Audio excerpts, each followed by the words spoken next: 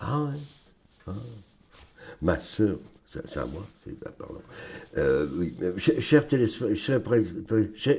amis, bonsoir. Cela ne vous aura pas échappé, nous vivons une époque de dureté extrême, dans une société de plus en plus complexe qui exige, impose et contraint.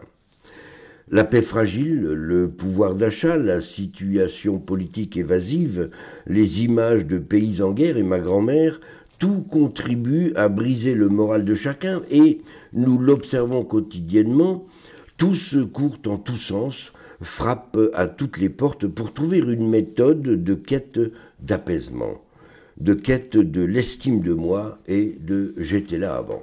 Dans ce contexte anxiogène, nous avons le plaisir d'accueillir un guide en matière de je m'en fous, le grand maître chinois Yonapu, qui va nous allumer le chemin de je l'avais pas vu. Va te ramasser à vos souhaits. Donc, maître, bien que chinois, vous parlez parfaitement notre langue, je crois. En effet, je ne suis chinois que du lundi au vendredi de 20h à 22h. Je passe le reste de mon temps à me chercher. Et qu'avez-vous trouvé ? Ah, eh bien d'abord que les étoiles sont plus loin que les pays en guerre, et que nos silences sociétaux, à moins d'être complètement sourds, sont plus souvent brisés des cris d'enfants prisonniers de décombres que d'étoiles bienveillantes nous invitant à les suivre dans un au-delà plein de moi. Et que pouvons-nous faire alors ? Acheter mes livres, fuir, se cacher, nier, croire en Dieu et faire du sport. Je crois que vous proposez d'ailleurs des méthodes permettant à chacun d'aller vers soi. Alors, vers moi, uniquement vers moi. Je ne vous connais pas, comment voulez-vous que je vous ramène à vous? Oui, bien sûr, oui. Pouvez-vous nous en dire plus? Eh bien, l'Orient a toujours su parer l'ombre d'un manteau de lumière, sinon d'un kimono pas cher.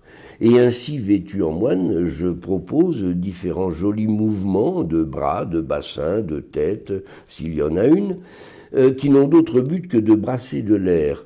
Mais cet air de rien peut être souffle de vie pour qui peine à faire taire en lui les cris des orphelins de Gaza, les Yéménites, les Afghans, etc. Et ce, pendant environ 30 minutes par séance. Pas mal, presque une pause déjeuner.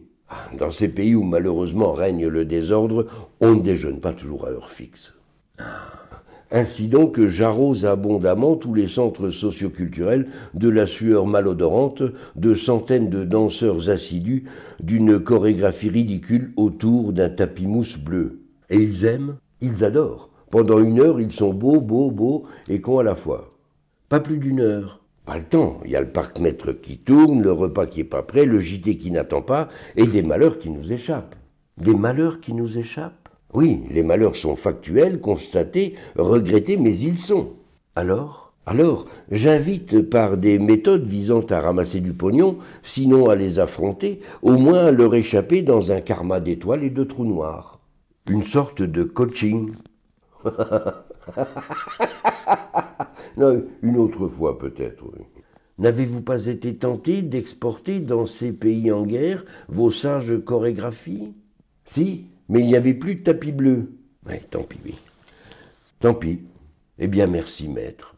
Avant de nous quitter, je citerai les 2 volumes de votre bibliothérapie, le Jundan et le Jutsu, qui devraient nous combler de beaux rêves. Va te ramasser. À vos souhaits.